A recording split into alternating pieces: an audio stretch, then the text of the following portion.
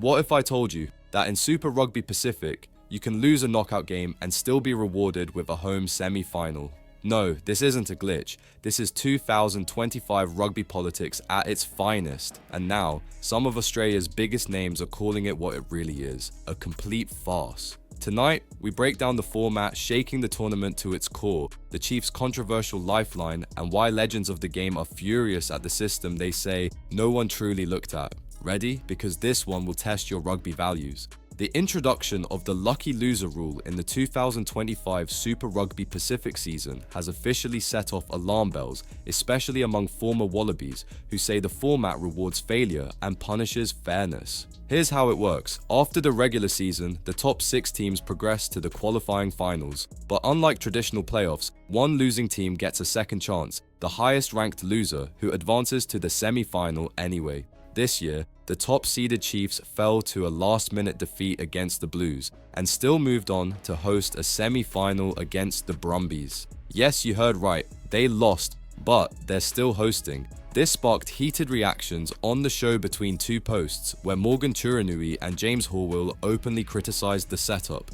"It's something that no one really looked at," Turinui said bluntly. "There were a couple of high-ranking execs at Canberra who only worked it out when the Blues won." Meanwhile, former captain James Horwill offered an alternative, and it sounds a lot like what France does in the top 14.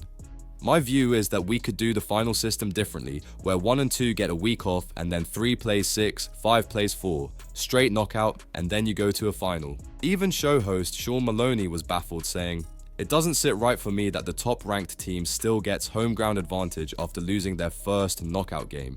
And here's the kicker. Everyone knew about this format at the start of the season. It was announced before the first kickoff in February, but as Turinui points out, the big point you made is everyone knew the rules at the start, but I reckon it won't be there next year. It'll be changed. So why didn't the clubs push back? "I don't think many analysed it much," said Turinui. "The frustration isn't just that a losing team advances, it's that they do so with home field advantage still intact. That's the double blow that turned heads across the tournament. If you lose, drop your seeding. Fair? Apparently not this year." Now, Super Rugby finds itself under the microscope.